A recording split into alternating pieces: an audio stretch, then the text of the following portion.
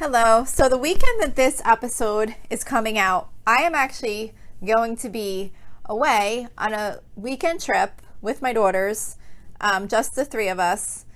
And we are going away for 3 nights, and we are leaving on Saturday and coming back on Tuesday. And I usually always record my episodes on Saturday. I have this dream that one day I will be ahead and have multiple episodes recorded in advance, but that hasn't quite happened yet. So as the trip is approaching, I'm actually doing this a few weeks before the trip is going to happen, but we will actually be on the trip when this episode comes out. I'm trying to plan ahead because I'm realizing we're going to be gone all that weekend, and I really need to get an episode recorded sooner so that I'm not behind and scrambling when we are trying to go away on our vacation. So I decided that I was going to do something kind of light so that I could get this episode recorded in advance and not have to take time to do a whole lot of notes and research. So one topic that I had thought about doing for a while was just kind of going through the apps that are helping me the most right now. I love to use apps on my phone for all different types of things, for meal planning, for productivity, for reading, for social media, all kinds of stuff. So I thought that maybe there might be some that I use that maybe you would like to use or haven't heard of before, that maybe might be helpful to you if you're looking for something similar. So I'm just going to kind of share what those are right now, and I'm just going to kind of go in order as they are on my phone. That way I can just kind of breeze through them and then make sure I'm not missing any. So the first apps that I have in a folder on my phone are in a folder that I created called Productivity. So I actually have some apps in here that I'm no longer using, which is the Strides app and the Errands app and an app called Tick Tick. They were different like reminder type apps, and Strides is like an app where you track, what do you call that? Streaks. But I don't do that anymore because I found that I don't like doing streaks. It doesn't work well for me. If I miss a day on the streak, I'm like, oh, well, that's done. And then I just stop. So I do have that app still, but I don't use it anymore. Errands and Tick Tick were 2 different like reminder type list, like task list apps. And I just had trouble with them. The one wasn't giving me the notifications and whatever. The other one just wasn't suiting my needs. So what I'm using now for just like general task reminders, where I want it to say like, don't forget to take out dinner, or garbage goes out tonight, like that type of thing. I use this app that is called Reminder. That's it. It's just simply Reminder, and it's just very basic, where you can have a reminder that goes off every day at a certain time, or you can have it go off once a week, or you can have it go off every 3 months, or you can have it go off every Tuesday, whatever. It's got a lot of different ways to set up how often and how frequently you want the reminder to go off, and how many times you want it to remind you about it. And it works well for me. You can click on just the day and it shows you your list of tasks for that day, or not tasks, but like reminders that you have set up for that day. And I really like it for things that I want like an alert to pop up, like something I can't forget to do. So Reminder, that's what I'm currently using for those types of things. I have another app called Structured, which I really like for time blocking. It's basically like a calendar type app, and it does sync with your Apple Calendar. I'm guessing it would do the same on Android. I'm not really sure if it's an Android app or not. I should mention that these are all Apple apps, so I'm not 100% sure how Androids work. I don't know if they all have the same apps. So if you have an Android, I do not know if these may be applicable to you or not. But anyway, so this app does sync with your regular calendar on the iPhone. So any things you have blocked out in there will come over into the app. You can tell it if you don't want it to include that item, but it kind of works good because say if I have to drive one of my daughters to work, like the fact that they're working, I keep in the calendar and it'll show that on the schedule. So it's good to kind of map out the day. I really do it for kind of high level time blocking, like especially on the weekend. I have like certain things, like when I wake up, I usually do some work on the podcast. I will like do the dishes, clean the stove, Then I'll like do our guinea pig cage, what are the plants, like things like that. And I have them time blocked by about how much time it takes them. And it kind of helps motivate me to just bang right through those time slots and, you know, say like, oh shoot, it's almost 10:30. I got to do the fish tank, you know, and just kind of like keep me moving along.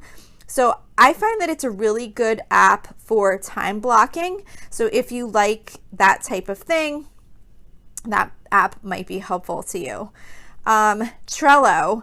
So Trello was so confusing to me, and I'm still kind of trying to learn it. I didn't love it for like task lists, which a lot of people do love it for. I just don't really understand it yet.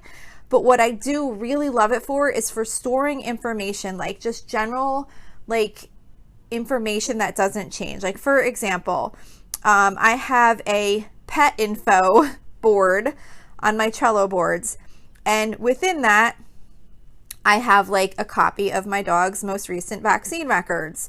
I have a little chart that I had found for our leopard gecko that explains like different things about certain feeders and things related to their health, like that you need to know. I have a separate board for my horses, and it tells me when I need to worm them and what months I need to use certain wormers. It has a test results that my one horse got done for blood work. I have what else? I have like, I know I have really good ones in here. I have like a home projects one where I put a link for a company that I wanted to use to request an estimate for getting fence. You can basically create different boards, and then you can add information to them, like a PDF, like an email, a picture.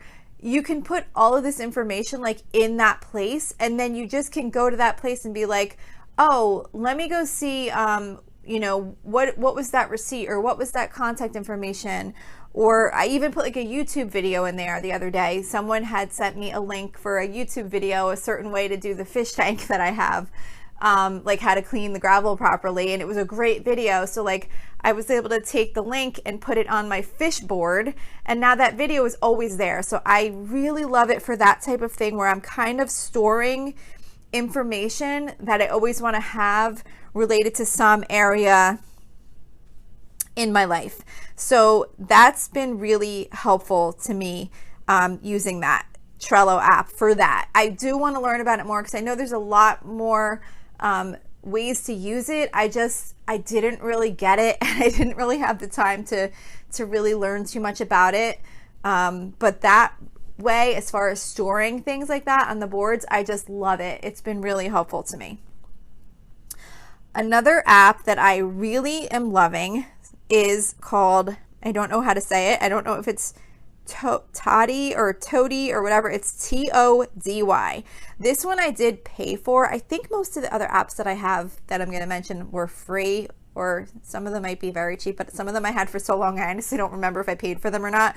This one I just recently got a few months ago, and this is an app to organize your cleaning tasks, and I just love it.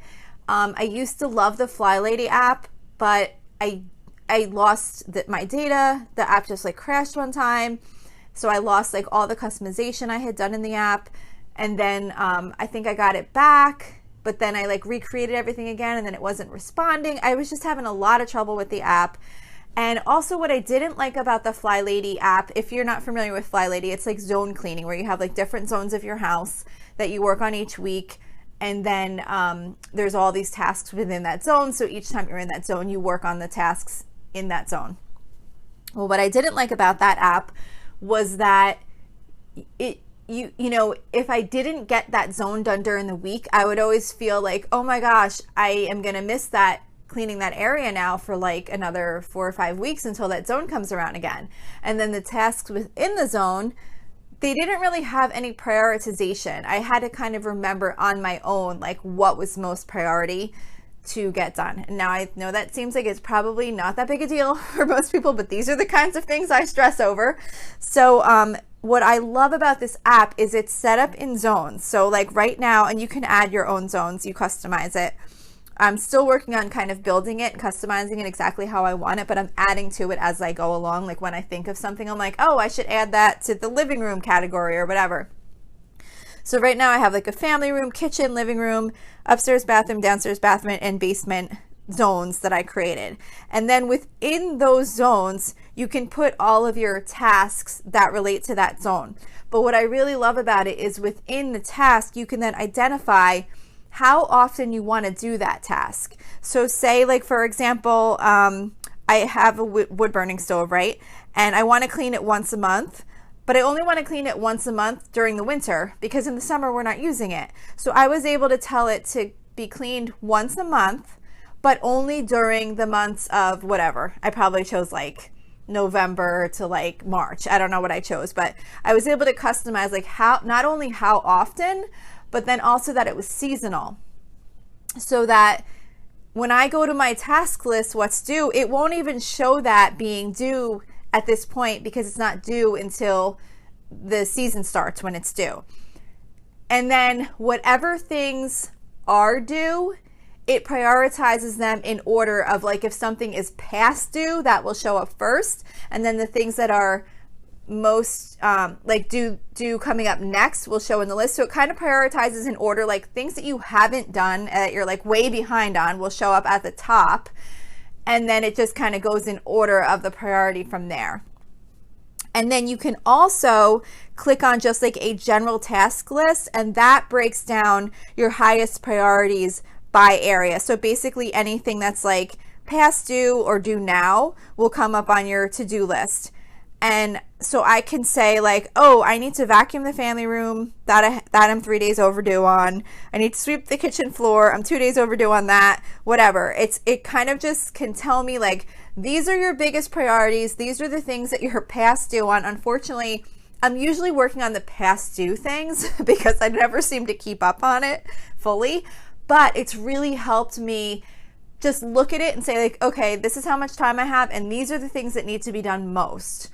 So I really feel like that amount of time, like saying this gets done every week, or this gets done every 2 weeks, or this gets done every 3 months or 6 months or whatever, by being able to customize it in that way, it's so helpful to me. And then one other fun little thing is there's this, and you don't have to have this feature turned on, but I like stupid little things like this. There's like this little character, I think his name is Dusty. Yeah, his name is Dusty, right? So then at the top, like each time you do a task, you get like points for the tasks that you do. And this little character, Dusty, is doing his own task. So he's like building points and you're building points. And there's like a little bar at the top that shows you like where you are in relation to him. And believe it or not, I've seen that like he's ahead and I'd be like, oh, I got to get a few things done. All right, let me see. I could do the fridge today. Let me clean out the fridge. That's on my list. That has to be done. And I was literally doing things so that Dusty would not beat me because I wanted to get my points. So I'm just really loving that app. Again, it's called TODY. I did pay for that though, and I think it might have been like $6.99. It was like a little bit of a higher priced app. But for me, I stress out about what I should be cleaning, when I should be cleaning it, and all that type of thing. So it was a really useful app for me. Okay, so then as far as meal planning, I use the app called Meal Board. And I just really love this app because you can show like all the days like of the week, and you can go out, like mine is set to go out for 4 full weeks. You can have it go shorter than that. I'm not sure if you can go longer than that. But even though it's only going out 4 weeks, you can go ahead as far as you want. Like you can click forward. It's just that 4 weeks is what shows on your screen. So say if I make a recipe and I'm like, I don't really want to make this again for like another 3 months, but I didn't want to forget about it, I can go ahead 3 months in the app and put that recipe down, and then I'll say like, okay, I'm gonna remember to make this again in 3 months. I won't forget about this recipe. You know, like certain things you just kind of make every once in a while, and then sometimes you wind up tending to forget about them. So you can go forward as far as you want and put a recipe on your plan. It's just that it only shows like up to 4 weeks, I think, at a time in your app. But it has each day of the week, and you put in your recipe that you want to make. You can import recipes from so many websites. I import from basically as long as it's in an importable format. Like I import from just random websites. I'll go to a website, find a recipe, copy the link, go into the app, click import, it automatically pastes in and it imports the recipe. And when I do my meal plan for the week, I have the meal plan there. and I can tell it to sync the meals for a certain period of time. So like when I go grocery shopping, it's for the upcoming Saturday through the following Friday. So I go into the app and I say, okay, sync the grocery list for the recipes from this date to this date, and then it creates the grocery list for me for all those recipes. Then I go through that list, I go around the house and check and see what I already have, and then whatever's left is going to go on my list for shopping. So you can duplicate the recipes, you can copy them to another day, you can move things around. So I just really love this app. I've used this for a really long time. You can also access the recipes on the internet.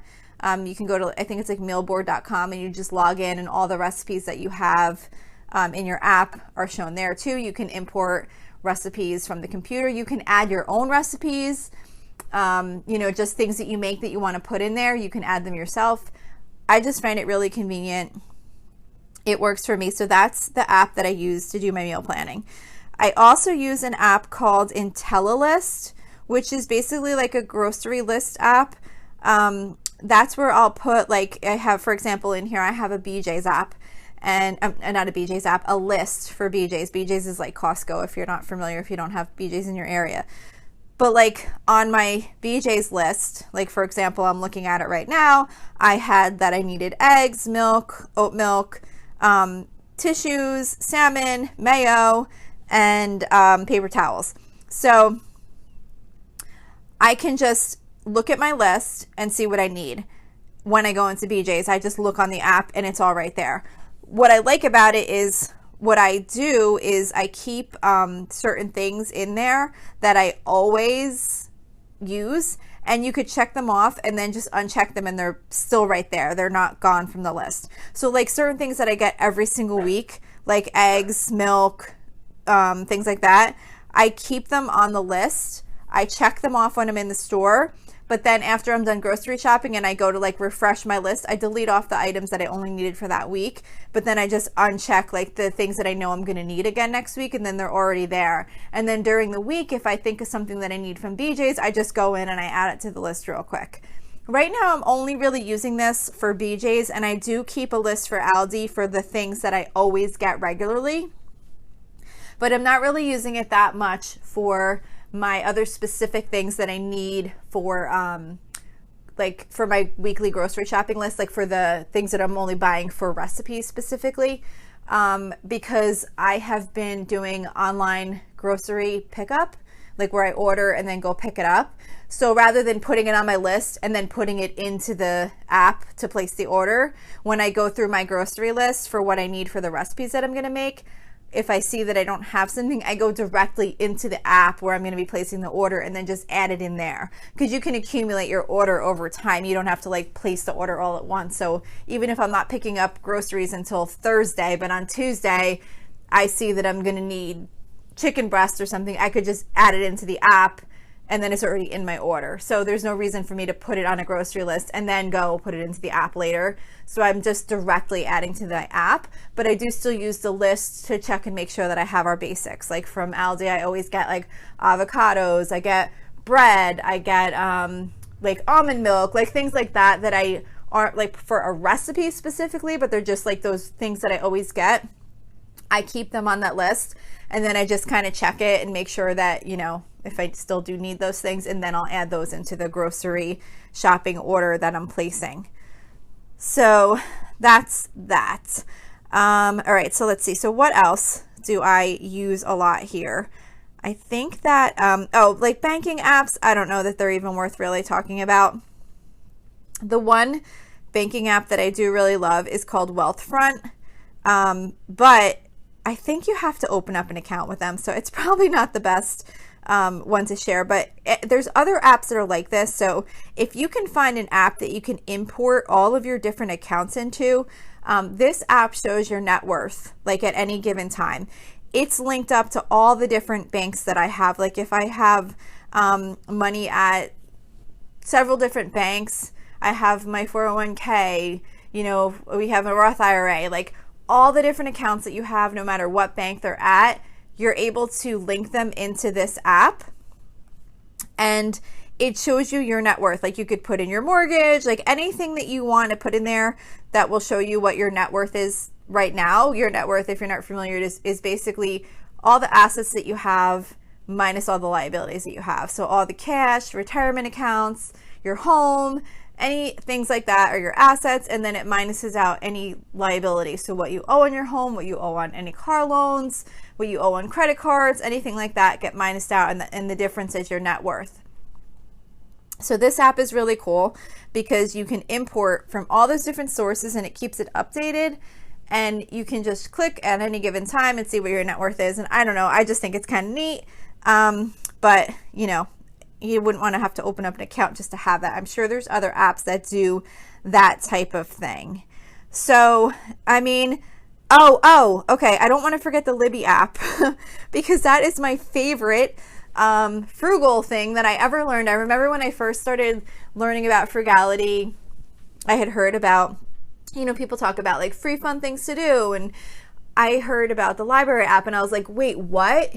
You can get library books for free on your phone? Like couldn't even believe it. And I still, every time I listen to audiobooks or read electronic books on the app, I still am just so excited about it. Like I just can't get over it. And it's been years and years now that I've been doing it. But the Libby app is what most of the libraries use. I think, I'm pretty sure, like everyone that I've seen uses that one. And it's completely free. I have two libraries. I have the one in the county that I live in, and then I have the one for the county that's next to us, because they have an agreement where you could just get a library card if you live in the next county.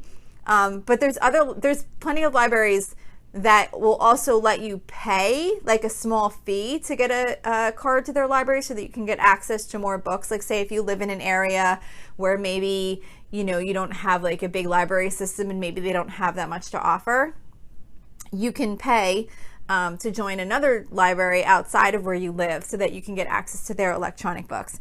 And it is so great. You do have to have a little bit of patience because anything that's really popular, you usually do have to wait for, but you just put it on a hold list just like you would in the real library. And as soon as it's ready, you get a notification that is available, and you can just get these books for free. I listen to audiobooks. I read lots of Kindle, I say Kindle books, they're not Kindle books, but they're like Kindle books.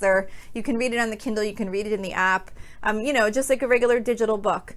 I use my iPad to read those a lot of times, like if I'm walking on the treadmill, and then you can also read it on your phone.